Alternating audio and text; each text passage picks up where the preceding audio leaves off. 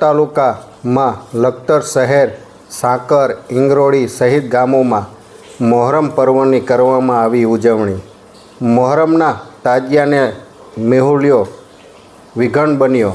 ચાલુ વરસાદે લખતરમાં નીકળ્યા મોહરમના તાજિયા। મોહરમના તાજિયા જુલુસ લખતર મસ્જિદ ચોક, ગાંધી ચોક, હવેલી ચોક, ખોડિયારમાંની ડેરી, મોચી બજાર, મેન બજાર સહિતના મુખ્ય માર્ગો પર ફરી મોતીસર તળાવ પાસે આવેલ રાજુપીર દાદાના ખાતે તાજિયાને ઠંડા કરવામાં આવ્યા। મોહરમના તાજિયાને લઈ મુસલમાન બિરાદરો અને હિન્દુ બિરાદરો એક સાથે જોતા હિન્દુ મુસ્લિમ એકતાનો ભાઈચારો જોવા મળ્યો। મોહરમના તાજિયાને લઈ લખતર પોલીસ દ્વારા ચુસ્ત બંદોબસ્ત ગોઠવવામાં આવ્યો।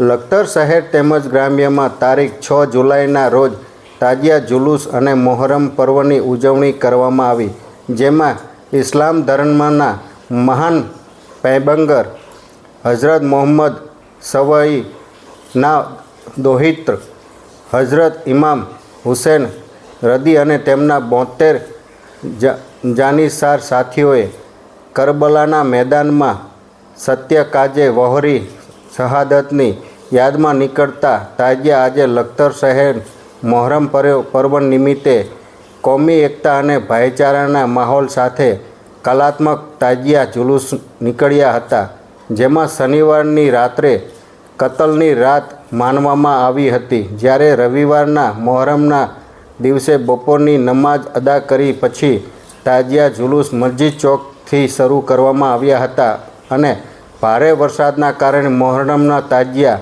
વરસાદનું વિઘન નડ્યું હતું અને સમય કરતાં 1 કલાક મોડા તાજિયા નીકળ્યા હતા। ચાલુ વરસાદે તાજિયા જુલુસ નીકળ્યું હતું, જે તાજિયા જુલુસ શહેરના બાળબોર ચોક, ગાંધી ચોક, હવેલી ચોક, ખોડિયારમાંની ડેરી, મોચી બજાર, મેઇન બજાર સહિતના મુખ્ય માર્ગો ઉપર ફરી લખતર મોતીસર તળાવ પાડ પાસે આવેલ રાજુપીર દાદાની દરગાહ ખાતે તાજિયાને ઠંડા કરવામાં આવ્યા હતા, તેમજ 10મા મોહરમમાં પર રોજા રાખવાની પણ પરંપરા છે, જે લખતર મુસ્લિમ બિરાદરો દ્વારા રાખવામાં આવે છે। રોજા છોડવામાં આવ્યા હતા, જે મોહરમની પર્વ નિમિત્તે નાના બાળકો દ્વારા પણ તાજિયા બનાવવામાં આવ્યા હતા, તે લોકોમાં આકર્ષણનું કેન્દ્ર બન્યું હતું।